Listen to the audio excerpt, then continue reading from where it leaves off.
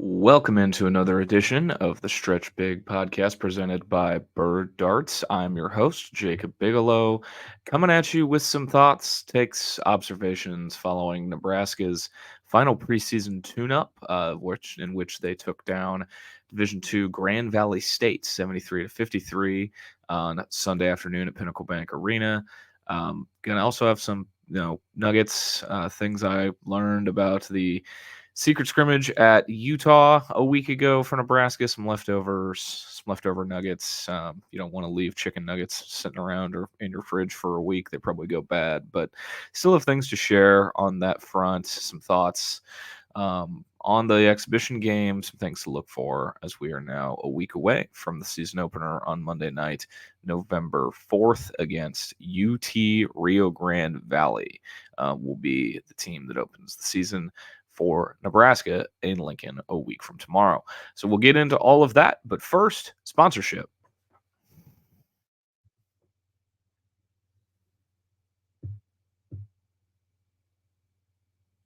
So on Sunday afternoon in Lincoln, Nebraska played a pretty stereotypical exhibition game.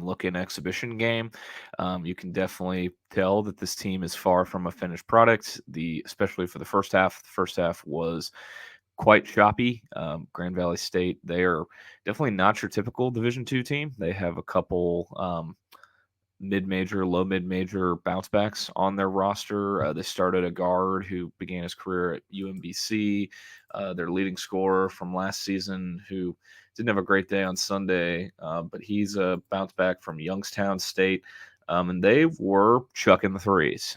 They were playing a very pressure-heavy defense, and they were chucking up threes. They took 31 of them in the game, and they actually started off pretty hot from three. Nebraska never really quite got going from the beyond the arc. So questions about shooting remain with the Huskers. It was 35-30 at halftime.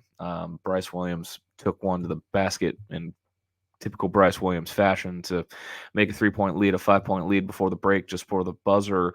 And the first 20 minutes were not very easy on the eyes. And as someone who has four eyes, it was tough to watch at times. But I wasn't expecting poetry on the hardwood in an exhibition game against a Division II team by any means. And Fred Hoiberg said as much after the game that he thought the way that Grand Valley State played defense would be beneficial for Nebraska to learn playing against the high pressure system down the line. He said Nebraska, the way they reacted in the first half, he said it was like when my twins used to play soccer and everyone ran to the ball. I thought we had some of that today, as opposed to staying spread out, staying space, drawing the defense and making the right play. But to our guys' defense, it's the first time we've seen this type of pressure, and next time we face it, we'll handle it better. They definitely, you could definitely tell both. I mean, first time in front of fans, playing at Pinnacle Bank Arena for a completely new group. I mean, it's definitely it's a work in progress, far from a finished product. And I think that once again plays a part into why Nebraska's non-conference schedule is the way it is set up, with a runway against teams like UT Rio Grande Valley, Bethune-Cookman, and Fairleigh Dickinson, who are the first few games of the non-conference slate. What I really liked, there were a couple guys. Obviously, the story of the day, Gavin Griffiths, leads the way for Nebraska with 14 off the bench, 4 of 6 shooting. All of his attempts were threes, 2 of 2 at the line, 3 rebounds. There was a sequence where he tried to go baseline on a Grand Valley State defender, and the crowd was so light that you could hear Bryce Williams yell, "Dunk that shit" at him. Excuse my French, but I'm gonna, I had to tell it like I saw it. You could hear Bryce Williams yell at the top of his lungs to telling Gavin to do that, after we've heard about the athleticism that Gavin has, and Bryce Williams calling him a grasshopper at Big Ten Media Day. But he's your leading scorer with 14. He's also the only Husker who made multiple threes. Nebraska finishes the day 6 of 22 from beyond the arc. Griffiths had 4 of those 6. The other 2 were makes by Bryce Williams and Juwan Gary.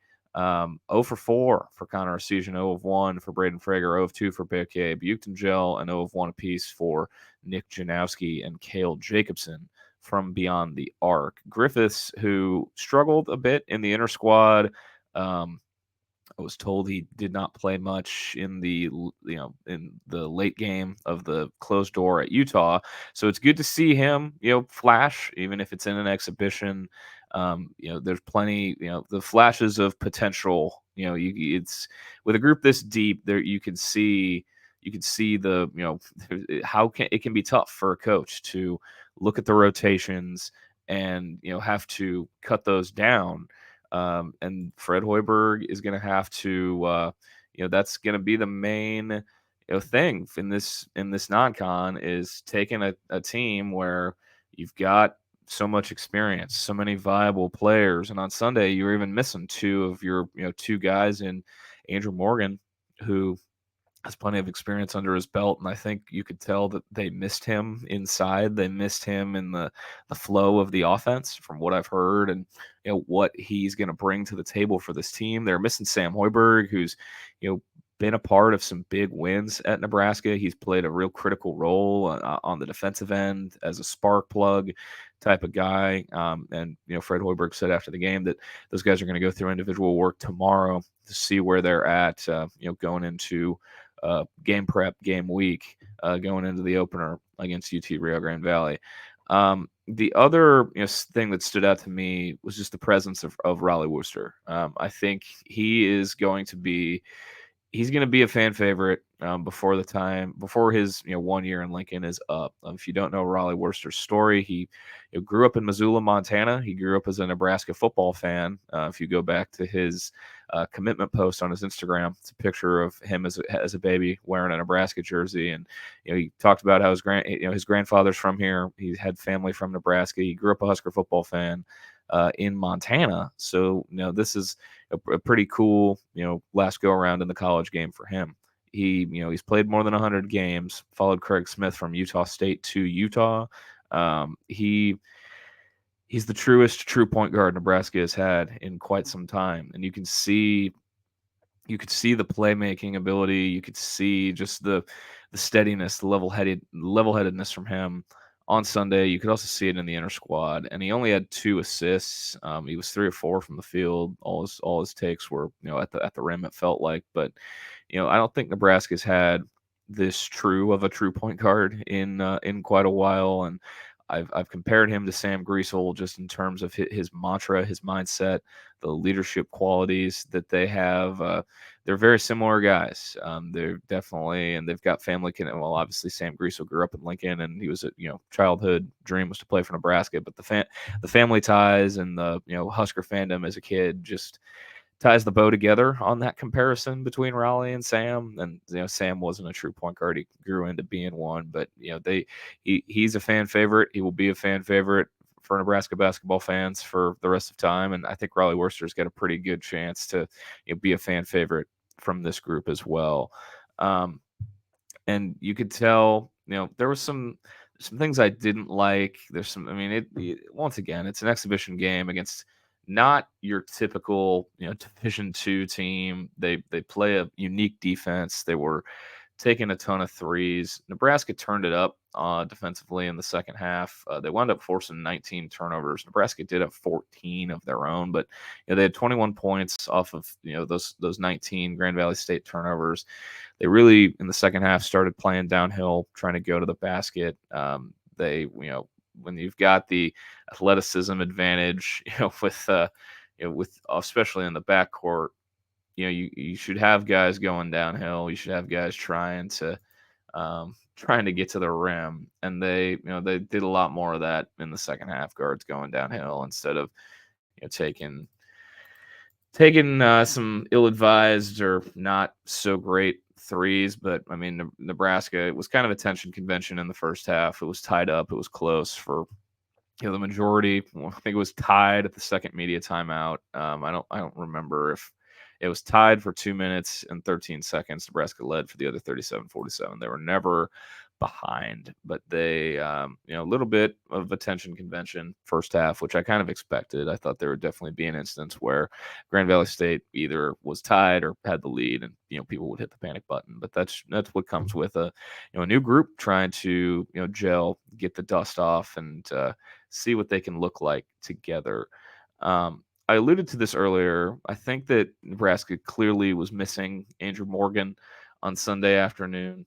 I think he's definitely not the rink mass Derek Walker clone. I don't think he's going to lead the team in assists like they did these last 2 years, but I think he can be like another pressure release. Fred Hoiberg talked about how Rink was that for Nebraska a season ago. He thinks Raleigh can be that for this team. I think Andrew Morgan can be too. The way he plays is the most similar to those guys in terms of playmaking bigs. He's got a little more inside physicality game to him. I know Derek Walker, he wasn't afraid to play inside either, but I think he's the big that fits how Fred wants to play the most. We saw a lot of experimentation with lineups in general yesterday, but we saw Berke Butenjel at the 5, and I don't think that's the ideal role for him. That's kind of one of my big takeaways after watching the inter squad, hearing about the Utah scrimmage, and then watching the exhibition game yesterday. I don't know what to think of Berke, and he had 12 rebounds against the Division II team. He had 13 and 13 in the inter squad, but there are just times where he looks a step slow. He looks like I think Nebraska has two guys who aren't quite in the shape they need to be in, and Berke Butenjel is one, and Braxton Mee is the other one, and I think fatigue could play a factor in those guys' playing time, obviously. But and then we saw Berke, who he was on, what appeared to be the ones in the inner squad. He started the Utah scrimmage, and then Connor Arcesian slides into the starting 5 on Sunday for the exhibition game in his place. Berke still, he played 20 minutes. Like I said, 12 rebounds, 4 points, 2 of 5 shooting. He also had 4 fouls and 3 turnovers. Most turnovers, most fouls. Definitely saw a little bit of everything from Berke. He's definitely still a work in progress, but that's not just him. That's Nebraska. That's this group, and you see the flashes. Like I said earlier, you see the flashes from Riley Worcester. You saw Berke, who is every bit of 6'10". His ideal spot is a stretch 4 kind of role. I don't know about the small ball 5 thing, just because of the defensive end of the floor for him. But we've seen flashes already of like what this team wants to be, what they could be. Sunday was not Connor Arcesian's best outing. He was kind of the storyline of the inter squad with him getting hot from 3. He had a big game out in Utah too. He had 14 of his 18 points in the second half. Made a bunch of threes, and he had a pretty big game from what I was told. And Nebraska, I think when their offense is going to look the best, it's going to be with him on the court and with him hitting threes. But it's once again becomes a question on the defensive end when Fred Hoiberg alluded to it after the exhibition game. He alluded to it during the week that Utah's physicality was an issue for Nebraska. Utah, I talked about it on the last pod, looking at their team. A lot of new pieces. They lost a lot from last year. They returned the Madsen brothers, Gabe and Mason. Gabe Madsen was their leading scorer. He didn't play against Nebraska. His brother Mason Madsen did have a pretty big day. I was told that one time Nebraska target Mongolian Mike Shevaramitz also had a big day, and Utah shot the ball really well.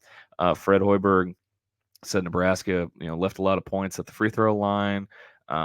They shot it not the best from 3, and talked about defense, talked about physicality being the issue.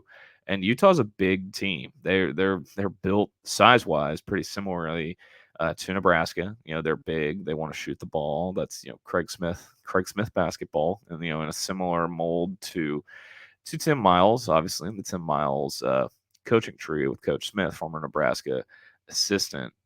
But Nebraska, I do not envy Fred Hoiberg, having to cut this rotation down at some point. I think, they've got 10 guys who are capable and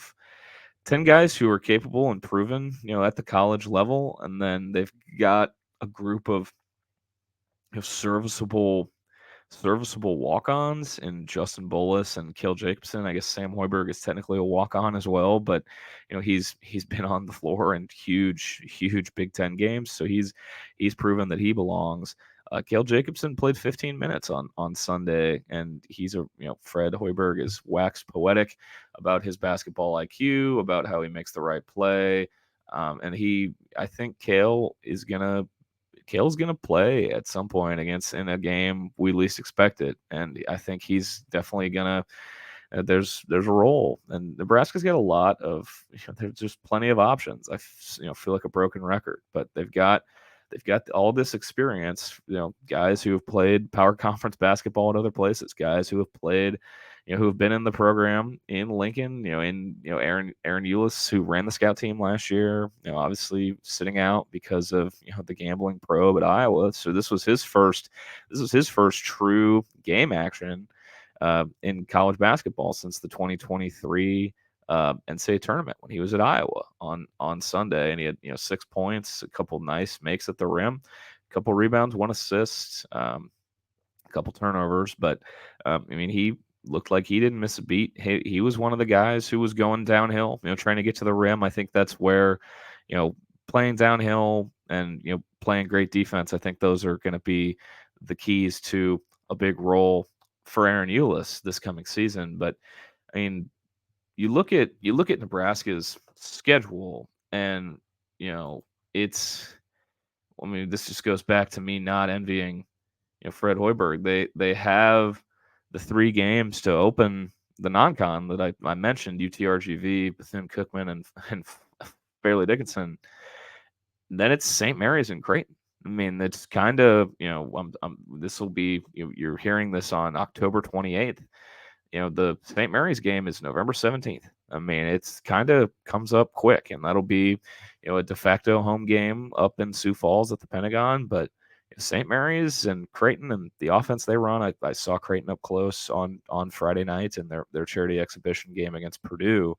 It's going to be the non-con is light, but those 2 games being sandwiched, not sandwiched, sandwiched in the middle of the non-con really, but being back to back, they're 5 days apart. In game 3 and game 4, that's going to come quick, and it's going to be. You're going to have to at least know who your finishing guys are, at least, or have a good feel for it.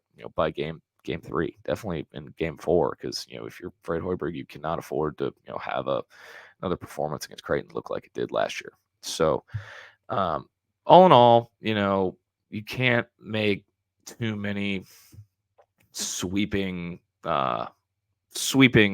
declarations. Once again, like I said about the inter-squad scrimmage that was in a volleyball arena where Nebraska got no shots up. Obviously, I think 3-point shooting is still a question, especially if Connor Essegian isn't hitting shots, because I think he's your go-to guy from beyond the arc. Obviously, Griffiths steps up, has a big day. I think making shots is going to be what keeps him in the conversation, in the rotation. Because he, the other things, we've heard about his athleticism. Is it, can he go grab rebounds? He grabbed 3, on Sunday. But him making shots and grabbing rebounds, and that's going to be a key for him. Essegian, it's making shots, and then the question is defense, and the question is also defense with Berke. I don't know. I think my biggest overarching 2 questions for Nebraska going into the season are going to be outside shooting and defense. I don't think they're gonna stick with the no middle scramble drill type defense. There's some of it, but and this comes back to Braxton Mia. I just don't. It's kind of my other big question. Like the Braxton Mia fit, just the way it looks. It doesn't click for me, and I know just looking at it in an inter squad and in a D2 exhibition, obviously he is. out there to grab rebounds, protect the paint, and have a first basket of the game came off a post feed pass, and it was a Braxton Mia dunk. But the fit just in the flow of the offense, and if they're not gonna, I mean, there were times where he was out close to the perimeter defending. There were times where he was just in awkward spots. There were times where it looked like he took too many dribbles and it looked awkward with the ball. And like I said earlier, I don't know if he's all the way in shape yet. I mean, there's some questions for me with that fit, and there's just some lineups where it looked a little clunky, and there are some lineups on paper that I think could be clunky, like in terms of personnel and shooting and flow. And I'm just interested to see the difference between what it looks like with Andrew Morgan on the court and what we saw on Sunday against an opponent that wasn't just Nebraska playing itself. So I that's one of my overarching questions: 3-point shooting, defense, and Braxton Mia. Because obviously Nebraska has not had a 7-footer like him that can just swallow up rebounds. But I mean, defensively, you can.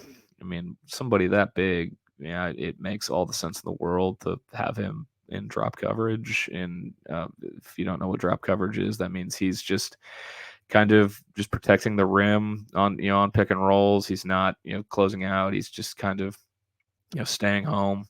I think that I don't know if Nebraska doesn't want him chasing anybody around. But I mean, if you're playing a team like Grand Valley State, where they were just chucking up threes and kind of it was it was a different style. I know I said that earlier, but I'm interested to see. It's obviously going to be matchup dependent, but just what they do with Mia, if he becomes like the center point of the defense, like do they try to funnel everything to him? Do they try to run guys off the line and force mid range? And you have to decide, do you want to go to the rim against him, or do you pull up in the mid range? Things like that. I'm interested to see how that evolves over the season. But defensively, I mean, the second half, they definitely turned it up. Grand Valley State was 5 for 30 from the field in the second half. There was a lot of, I feel like the majority of Grand Valley State's turnovers were in the second half. It definitely felt like that. Yeah, they had 11 of their 19 turnovers were in the second half. But it's exhibition games against Division II teams. I mean, it's film to look at. It's things to learn from. It doesn't count for a reason. Like Juwan Gary said at Big Ten Media Day, it's called preseason for a reason, and that's what it was on Sunday. So Nebraska wraps up the preseason 73-53 against Grand Valley State. Choppy, not exactly easy on the eyes, but this team's a work in progress. It's still a bunch of new guys. They've had the summer to get to know each other, but now these first 3 non-conference games are going to be, I think, pretty important. And I know it's against lesser competition, but in terms of fine-tuning rotations, fine-tuning roles, it's 3 games, and then it's turned up for a couple, and then it's back to because after Creighton, it's South Dakota, North Florida, and then the 2 early Big Ten games. So it's kind of a little roller coastery to start the year in terms of quality of opponents for Nebraska. But Sunday afternoon, the second 20 minutes were a little easier on all 4 of my eyes than the first 20 were. But there's still some things to like, some things to not like, some big questions, things to ponder, but it's a long season. It's still October as I sit here recording this, so it's going to be it's a long season ahead of us. But those are just some things that stood out to me. So we'll have more on big picture Nebraska thoughts prior to the season opener. I'm efforting bringing on a guest to do like a roster breakdown, schedule breakdown, big picture topics, looking at Nebraska and projecting, what the best case and worst case could be for this iteration of Nebraska basketball. Some leftover nuggets that I got from the closed door scrimmage at Utah. It helps to have some mutual friends with the hosts of the scrimmage, since it did take place out in Salt Lake City. Nebraska. I mean, Nebraska started the same five that was the red team in the inter squad. So Worcester, Williams, Gary, Buchton, Joe, Mia. Was told, Bryce Williams did Bryce Williams stuff. He had 20 points. Connor Season had 18. 14 of those came in the second frame. Utah won 75-73. Utah really shot it well. They were tough. They were physical. They played Craig Smith basketball, which Utah's picked toward the bottom in the Big 12. Their first season going into a new league, and that's going to be the deepest, toughest conference in basketball. So, but they were without their leading scorer Gabe Madsen. Mason Madsen had a big day. Mike Shevaramitz had a big day. They had some guys get going from three. They played physical, and Fred Hoiberg alluded to as much that the physicality was an issue, and there were some lineups that the offense looked really good for Nebraska. There were some lineups where the defense was not very good for Nebraska. I think they got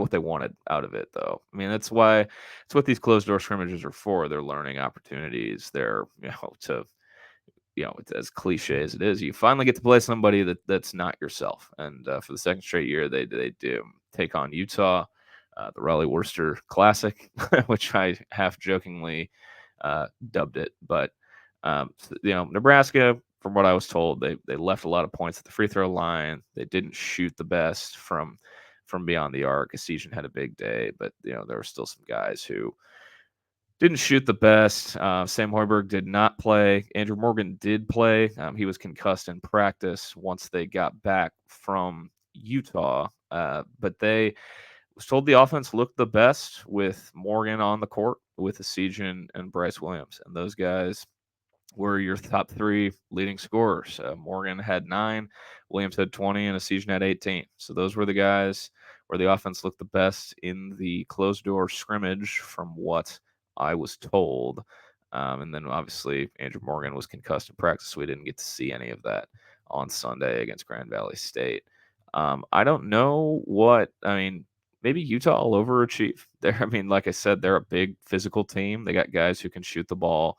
They'll probably beat somebody that they shouldn't beat in Big 12 play maybe a couple times. Craig Smith is still a really good basketball coach. I think the world of him, and I'll be following along with the Utes this coming season, especially to compare them to how Nebraska's doing, and I'm hoping for the best for Craig Smith and co.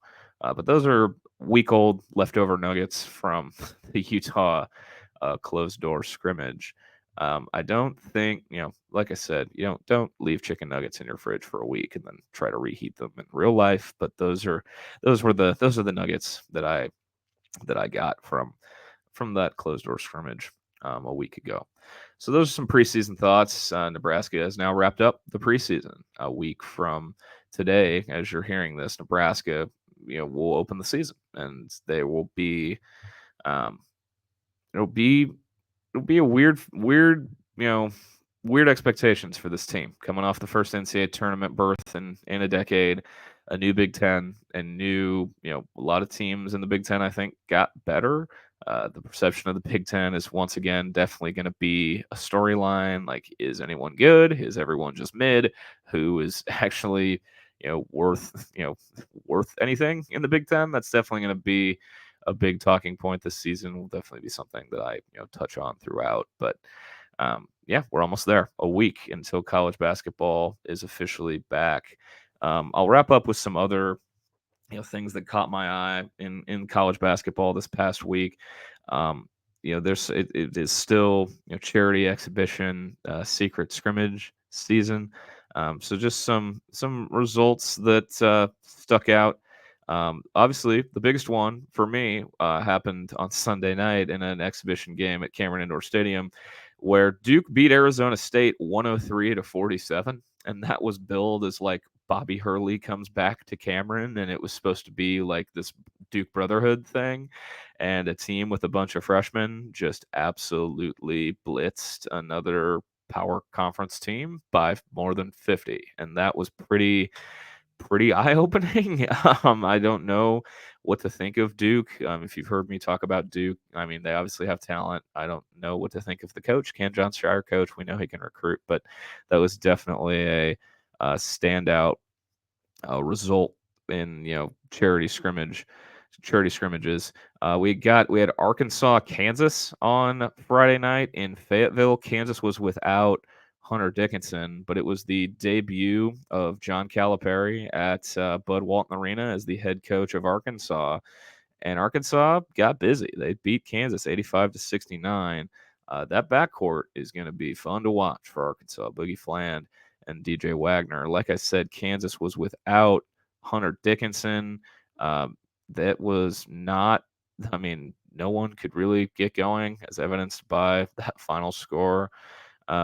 But, obviously without Hunter, preseason first team All-American, preseason, Big 12 player of the year, that's going to be, tough, in any setting, any result. But that was, that kind of jumped out at me. I didn't know Hunter Dickinson wasn't playing when I saw the final score. I'm like, oh, hello, John Calipari. But I mean, yeah, DeJuan Harris had 26, 11-17. But the transfer guys, Zeke Mayo had 8, had 7. AJ Storr had 8. And, they had to start Flory Badunga in place of Dickinson, and yeah, just no one could really get going for KU. They've kind of been snake bitten anytime they're the preseason number 1 team in the country. They haven't made the second weekend as the preseason number 1 team, so there's going to be a lot of eyes on them. Big game for them, the end of week 1 against North Carolina at Allen Fieldhouse. So Kansas, obviously, with Hunter Dickinson on the court, they'll look like a completely different team. In Big Ten circles, Indiana took on Tennessee today, not today, Sunday, in a charity game, and that was the debut of the best roster that the best roster money could buy for Indiana. They take down the Vols 66-62 in Knoxville, a true road game. 66-62. That is a real score. I don't think that's, there's two preseason top ranked teams. That's a pretty not aesthetically pleasing final score, but that's probably, I haven't gotten to look at that film yet, but that's a good result for IU. I'm interested to look at that tape, see what the spacing looked like, because that's going to be my biggest questions with Indiana: spacing and shooting. And then the other Big Ten exhibition game of note from the weekend, Illinois goes to Ole Miss and gets the bricks blown off of them, 91-74. Ole Miss went berserk, shooting threes. From what I was told, I haven't gotten the chance to watch that game yet either. But some eye-opening, charity game stuff. So Wisconsin lost by 10 to Northern Iowa in their closed door scrimmage. That was at UW-Platteville, halfway between Cedar Falls and Madison. So we're reaching the end of closed door, secret scrimmage season. But those are some notable results. And then finally, I can end with this. The college basketball world lost one of the more up and coming coaches in the game last week. South Florida coach Amir Abdur-Rahim, passes away at the age of 43 due to complications during a medical procedure. And I never had the chance to meet Amir, but I know people who coached against him, who spent time in the same league as him, connections to his staff, and it's rare to hear such universal acclaim and approval, just for any coach, the person that they are, the coach that they are, the leader of men. USF put out a really cool tribute video on Sunday, just talking about how he was a great coach, but an even better human being. And I really felt like he was on the fast track. He had only been a head coach for 5 seasons, 4 at Kennesaw State, where they were 1-28 in his first season, and his last season there, they go to the NCAA tournament and they take Xavier to the wire in the NCAA tournament. Then that's one of the biggest 4-year turnarounds in college basketball history. And then in his first year at South Florida, a program that had never won a conference championship, they win the regular season in the AAC. After he, in his introductory presser, talked about how he told his daughter that, I hope you're not afraid of heights, because you're gonna have to get up on a ladder to cut down nets with me. And they do that in year one, and then they fall in the AAC tournament, and they don't make the big dance. But the first conference championship in South Florida history, the first they were preseason ranked at one point. I saw this that only one Division I head coach in the past 40 years has done the following in his first season: a 15-plus game winning streak, a regular season conference championship, a program record for wins, and the program's first ever AP poll ranking. And Amir Abdur-Rahim did all of that last season at South Florida. I recommend anyone go watch the tribute that South Florida put out.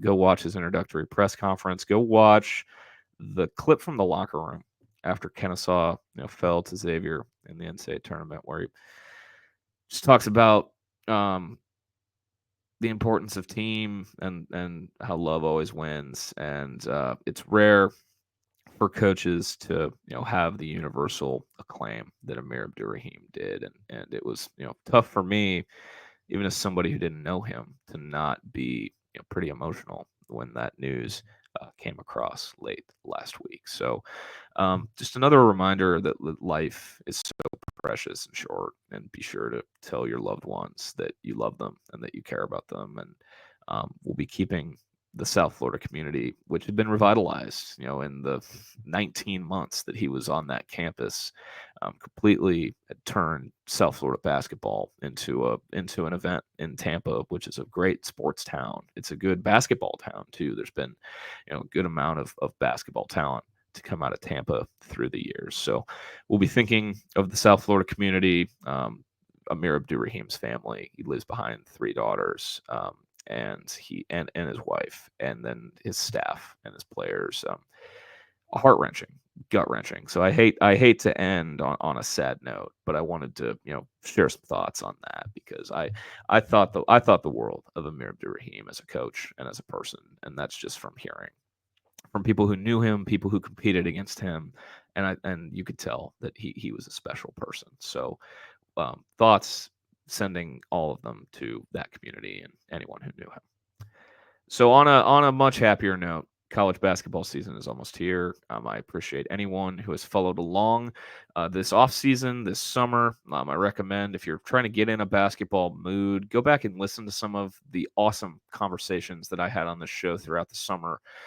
Had 2 sitting Division I head coaches: San Jose State's Tim Miles, Ball State's Michael Lewis, a guy who will be a head coach sooner rather than later, Colorado State Associate Head Coach Ali Farokhmanesh, the Associate Commissioner of the SEC, Lincoln, Nebraska's own Garth Glissman, and then, of course, my most recent conversation with Tate Frazier from The Ringer. I don't think anyone has been putting out the quality of college basketball content in this market that you've seen from this podcast. I hate to toot my own horn, but I mean it's a pretty damn good run of guests, and we're gonna have more more friends, more guests on the show throughout the season.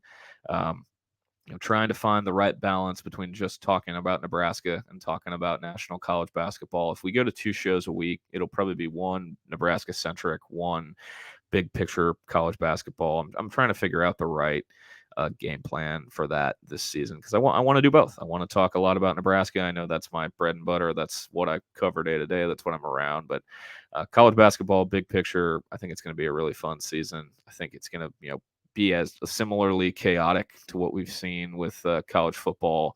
And I'm really looking forward to it, obviously, because I have been affectionately labeled as a college basketball sicko. But I appreciate everyone who followed along. Go back and listen to some of those summer conversations if you're new and you haven't tuned into those yet. You can follow along with the show on Twitter at StretchBigPod. You can follow me on there as well at Jacob A. Bigelow.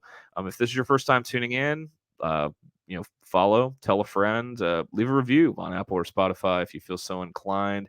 If you prefer video for your podcast, you can check out the show on the Husker Max YouTube. Going to have the video content up there all year, the video pods. Go watch the video of my conversation with Tate. You can go back and check all those out on not all those because we just started doing them, but the pods will be on YouTube all year on the Husker Max channel. Big thank you to those guys for putting out the video content. And then just stay tuned. I think it's going to be a really fun season.